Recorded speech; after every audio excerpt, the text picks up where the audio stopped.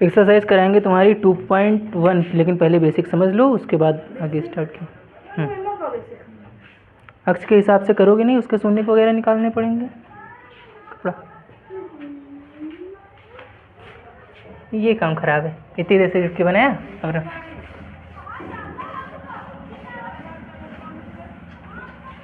चलो 8.2 चलो डाल लो चैप्टर 2 बहुपद।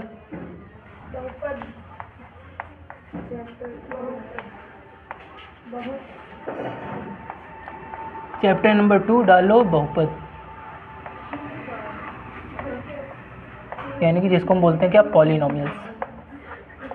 इनको क्या बोला जाता है, पॉलिनोमियल बोला जाता है। अच्छा, एक सिंपल सी चीज़ याद रखना है, जो हमारे बहुपद होते हैं ना, इसका मतलब क्या होता है, बहुपद का मतलब क्या हुआ। हम जब भी पढ़ना शुरू करते हैं, हम जब भी पढ़ते हैं तो हमें कुछ चीज़ें मिलती हैं, वो होते हैं जब भी हम पढ़ते हैं तो हमारे उनको हम दो भागों में पढ़ते हैं। इस तरह से कोई संख्या लिखी मिल जाए, हमको लिखा मिल गया 2x, ऐसे लिखा मिला हमको, यहाँ पे 12x लिखा मिल गया हमको, 13y लिखा मिल गया हमको, 14a लिख दिया हमने, इस तरह से। तो हमने जो भी लिखा है, इनमें देखो दो हिस्से हैं, पहली तो ये संख्या है और दूसरे ये अल्फ़ाबेट है। पहली संख्या है, दूसरा ये अल्फ़ाबेट है। तो बहुपद क्या होते हैं, ऐसे पद जो क्या है, एक से अधिक पद। बहुपद का मतलब क्या है, एक से अधिक पद, यानी कि एक से ज़्यादा पद। तो पॉलिनोमियल जो होते हैं, अब इनमें जो दो हमने ये लिखा है, तो याद रखना है, इनको हम दो भागों में तोड़ें तो हमारा पहला हो जाता है चर और दूसरा हो जाता है अचर। क्या हो जाता है, चर और अचर। अच्छा, चर कौन से होते हैं और अचर कौन से होते हैं। अगर हम चर की बात करें और अचर की बात करें, तो चर और अचर कौन कौन से होते हैं। अगर चर और अचर की बात करें, चर कौन से होते हैं, जो भी हमारे ए बी सी और एक्स वाई जेड जो भी आ जाते हैं, A B C X Y Z जो भी आएगा, वो सब क्या है, वो सब क्या है, वो सब क्या होते हैं, चर होते हैं। वो सभी क्या होते हैं, चर होते हैं। और जितनी भी हमारी गिनतियाँ होती हैं, जितने भी हमारे नंबर्स होते हैं, जितने भी पूर्णांक हों, प्राकृतिक संख्या हों, पूर्ण संख्या हों, जितने भी नंबर्स होते हैं, सब क्या होते हैं, सब अचर होते हैं। सब क्या होते हैं, अचर होते हैं। तो इसके अंदर क्या आती हैं हमारे, इसके अंदर बेसिकली हमारी संख्याएँ आती हैं, 1 2 3 0 से लिख दो।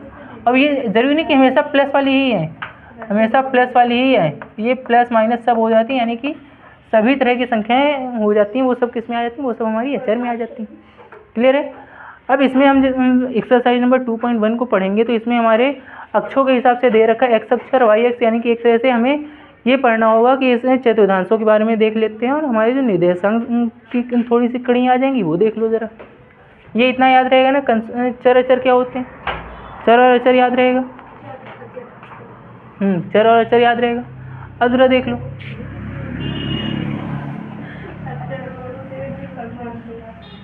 अब ज़रा देखो यहाँ से, थोड़ा सा कॉन्सेप्ट समझ लो यहाँ पे, एक थोड़ा सा यहाँ पे कॉन्सेप्ट समझ लो अक्षांशों का, जिनके बारे में हम करेंगे इस तरह से।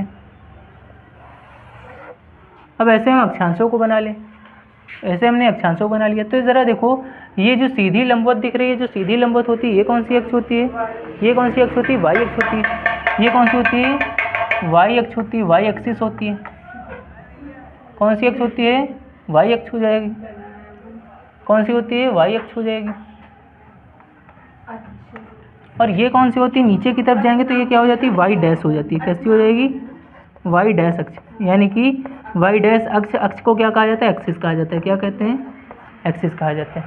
और इधर की तरफ देखा जाए तो ये कैसा होता है, प्लस का हो जाएगा, ये एक्स अक्ष होता है, ये क्या होता है, एक्स अक्ष हो जाएगा। और जो दूसरी साइड लेफ्ट हैंड साइड जाते हो तो ये क्या हो जाता है, एक्स डैश अक्ष हो जाता है। क्या हो जाता है, एक्स डैश अक्ष हो जाता है। क्या इतना क्लियर है, इतनी चीज़ समझ में आ गई। अब ज़रा थोड़ा सा कॉन्सेप्ट देखो, इसके बिल्कुल बीच में जब हम इस तरह से देख रहे हैं, इसका जो बीच का सेंटर पॉइंट है, जो मिड पॉइंट है बीच में जो दिख रहा है, इसको क्या कहा जाता है, इसको कहते हैं मूल बिंदु। क्या कहा जाता है, इसको मूल बिंदु कहा जाता है। क्या कहते हैं, इसको मूल बिंदु कहा जाता है, मूल बिंदु कहा जाता है, इसको सेंटर पॉइंट कहा जाता है। अब ज़रा देखो, ये जो संख्याएं होती हैं, ये जो हम अक्षों को देखते हैं तो इस पर संख्याएं हमारी कहाँ पे प्लस की रहती हैं और कहाँ पे माइनस की होती हैं, ज़रा बता सकते हो, कहाँ प्लस की होती हैं और कहाँ पे माइनस की होती हैं।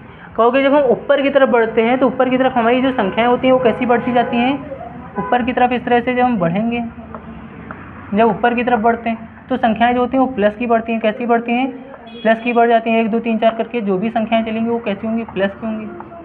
ग्राफ बना लेना। इसका हम इसमें भी यूज़ करेंगे, एक्सरसाइज नंबर 5 में भी इस्तेमाल कर रहे हैं, उसमें 7 में भी इस्तेमाल कर रहे होंगे। निर्देशांक ज्यामिति जब हम पढ़ेंगे तो उसमें दूरी सूत्र वगैरह के लिए इसको हम यूज़ करेंगे। और जब यही वाई अक्ष पे जब हम नीचे की तरफ जा रहे होंगे तो नीचे तरफ जब जाते हैं तो नीचे गिर रहे हो तो मान कैसे होने लगते हैं, माइनस के हो जाएंगे। तो कहोगे -1 -2, नीचे की तरफ मान कैसे चलेंगे, माइनस के चलते हैं। जब हम सीधे हाथ की तरफ जाते हैं तो यही मान कैसे होते हैं, प्लस के हो जाएंगे। यही मान कैसे हो जाते हैं, प्लस के हो जाते हैं। और अगर हम दूसरी साइड जाएं तो यही मान कैसे हो जाते हैं, माइनस के हो जाते हैं। यही मान कैसे हो जाएंगे, माइनस के हो जाएंगे। ग्राफ ड्रॉ कर लेना सही से। क्या इतना हो जाएगा, इतनी चीज़ समझ में आई। अब ये जो इसके हिस्से बन के तैयार हुए हैं, पहला एक ये हिस्सा खंड बन के तैयार हुआ है, दूसरा ये बना है, तीसरा ये है, चौथा ये, 4 हिस्से बन के तैयार हुए हैं। इन चारों हिस्सों को चतुर्थांश कहा जाता है, इनको क्वाड्रेंट कहा जाता है। इनको क्या कहते हैं, चतुर्थांश कहते हैं, क्वाड्रेंट कहा जाता है। हाँ, इसको अक्ष को हम एक्सिस कहते हैं, अक्ष को इंग्लिश में एक्सिस कहा जाता है। क्लियर है इतना। अब जरा देखो, ये जो पहला वाला जो खंड दिख रहा है इसको क्या कहा जाता है, इसको प्रथम चतुर्थांश कहते हैं। क्या कहा जाता है इसको फर्स्ट क्वाड्रेंट कहा जाता है, प्रथम चतुर्थांश कहा जाता है। इसको क्या कहते हैं, फर्स्ट क्वाड्रेंट कहा जाता है। इसको फर्स्ट क्वाड्रेंट कहते हैं, प्रथम चतुर्थांश कहते हैं। इसको क्या कहा जाता है, इसको सेकंड क्वाड्रेंट कहा जाता है, द्वितीय चतुर्थांश कहा जाता है। इसको सेकंड क्वाड्रेंट कहते हैं। नोट डाउन करते रहना साथ में। इसको थर्ड क्वाड्रेंट कहा जाता है, इसको थर्ड क्वाड्रेंट कहा जाता है। बातें बहुत आ रही हैं। इसको थर्ड क्वाड्रेंट कहा जाता है। और ये क्या होता है, ये हमारा फोर्थ क्वाड्रेंट होता है, चौथा चतुर्थांश होता है।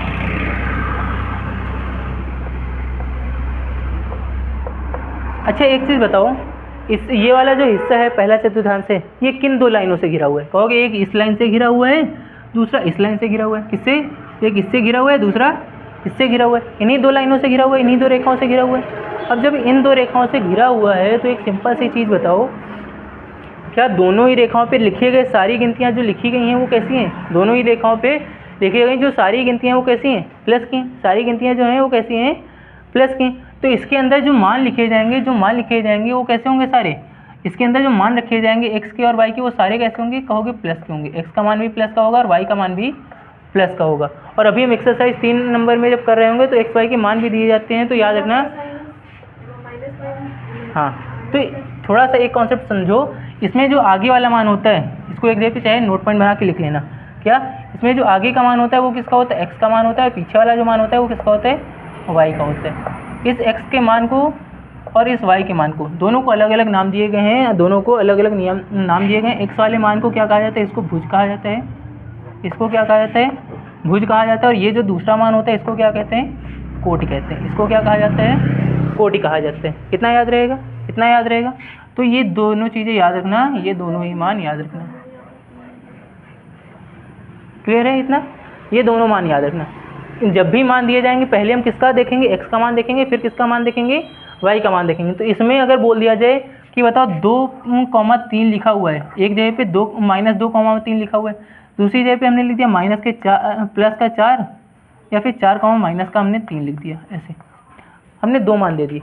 कहोगे इसमें पहला जो मान होगा वो किसका मान है, वो एक्स का मान है, और दूसरा मान किसका है, वाई का। पहला मान किसका है, एक्स का है, दूसरा मान किसका है, वाई का।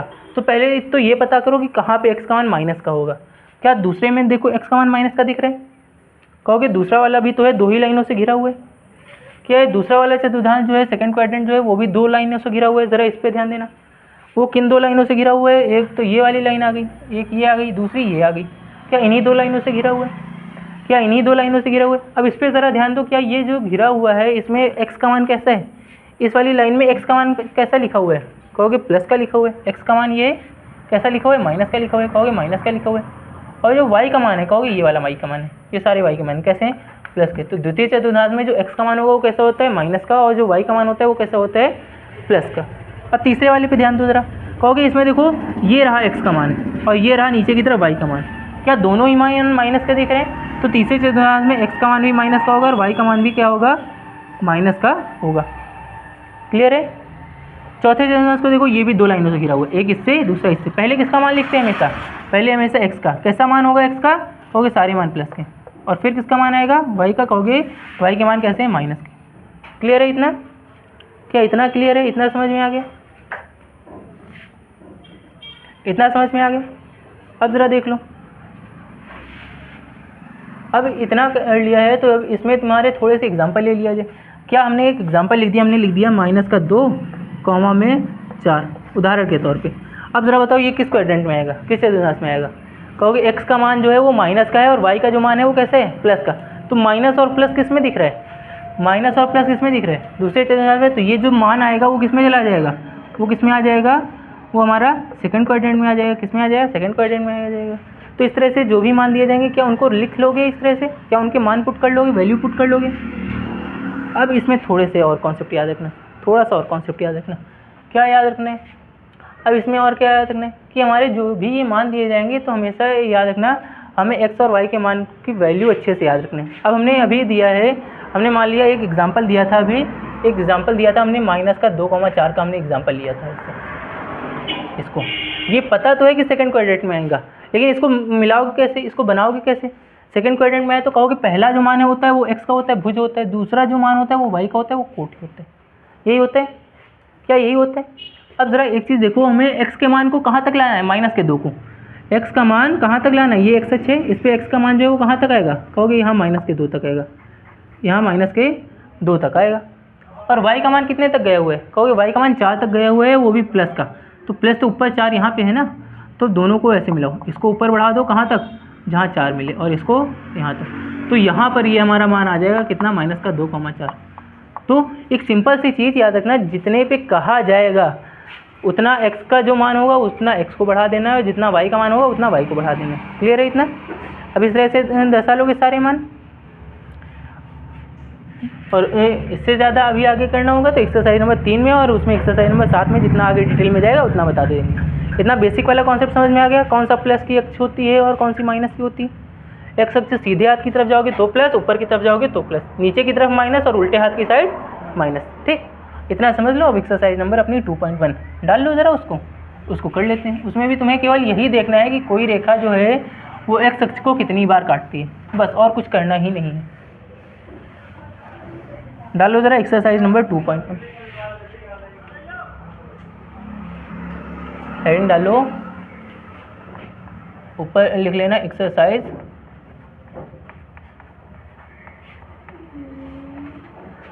2.1।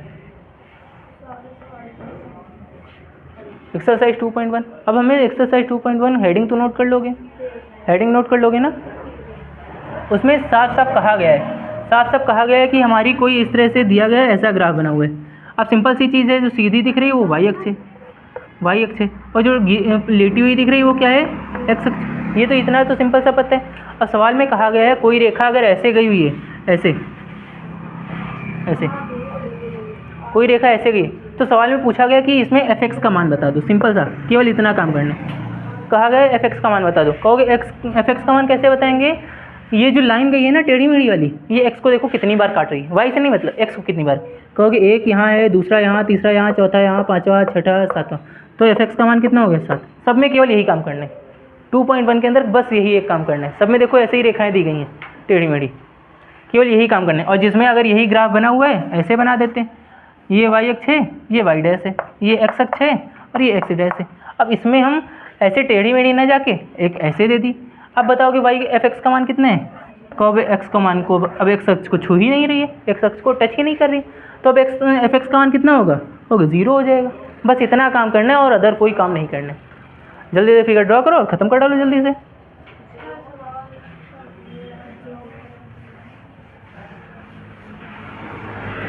टू 2.1 हम जल्दी जल्दी करते जा रहे हैं। ठीक, कॉन्सेप्ट समझ में आ गया ना? क्या करना है? फिगर ड्रॉ करते जाओ, जल्दी जल्दी ख़त्म करते जाओ। और इसके बारे में कुछ नहीं लिखना? नहीं, इसके बारे में लिखना चाहो तो लिख सकती हो, वरना इसका कोई मतलब नहीं है। एग्ज़ाम में ये पूछे वैसे भी नहीं जाते हैं। लिखना चाहो तो ऊपर जो हेडिंग दी गई इसी हेडिंग को ही उठाना पड़ेगा और अदर कुछ नहीं है।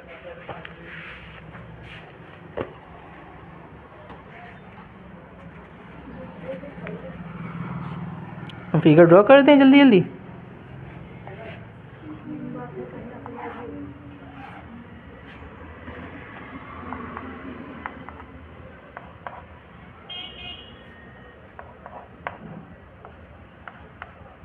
तो फिर हाथ जल्दी और अच्छे लगे। और कुछ ज्ञान देने को नहीं मिला था? चौक से हाथ गंदे अच्छे लगते हैं, यही ज्ञान मिला था।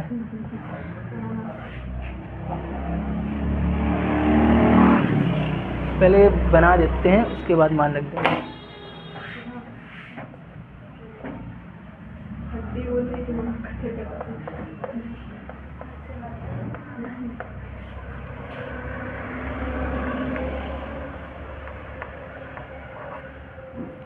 इतना लिखो ज़रा, हम अभी लास्ट में एक लाइन बोल देंगे, वो सारे एफेक्ट्स लिखने के बाद वही लाइन जोड़ देना, बस काम खत्म। ठीक, सब में एक ही सेम लाइन जाएगी,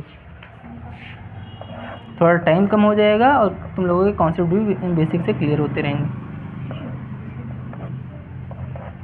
फिगर ड्रॉ करो जल्दी जल्दी।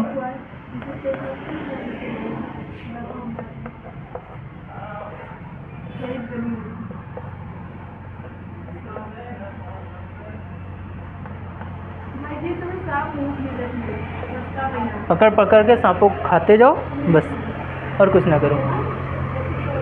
लाओ जल्दी फिगर हम ड्रॉ कर दें।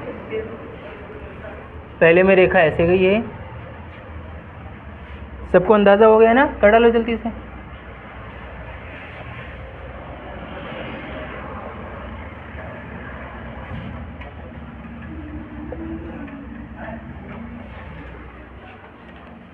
सीधा सीधा मान बता सकते हो ना कितना है? कहोगे इसमें एफ का मान जो है वो कितना है? इसमें एफ का मान कितना है? एक बार भी टच नहीं की तो 0 है। इसमें कितना है? इसमें एफ का मान कितना है? कहोगे 1 है। इसमें एफ का मान कितना है? इसमें एफ का मान कितना है? 2 है। कितने बार टच करिए? 2 बार। इसमें एफ का मान कितना है बता सकते हो?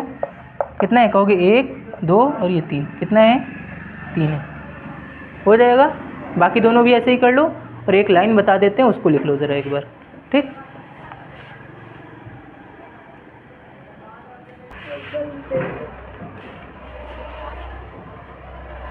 क्या होता है उसमें, जिसमें एफ का जो मान आया है उसी हिसाब से लिखते जाना।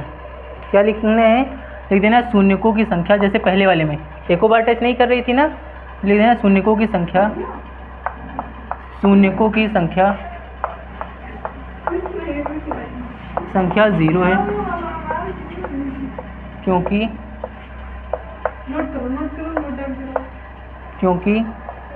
ग्राफ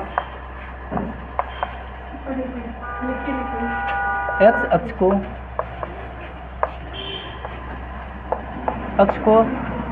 0 बार प्रतिच्छेद कर, एक्स अक्ष को 0 बार प्रतिच्छेद करता है, तो जिसमें जितनी बार एक्स अक्ष को जो रेखा काट रही हो उतना ही लिख देना। उसमें 0 बार 0 बार है तो 0, 2 बार है तो 2, 3 बार है तो 3, बस काम खत्म। इतना ही करते जाना है। बाकी दोनों कर लिए होंगे ना? हो जाएंगे सबके। कल एक्सरसाइज 2.2 खत्म करा देंगे पूरी।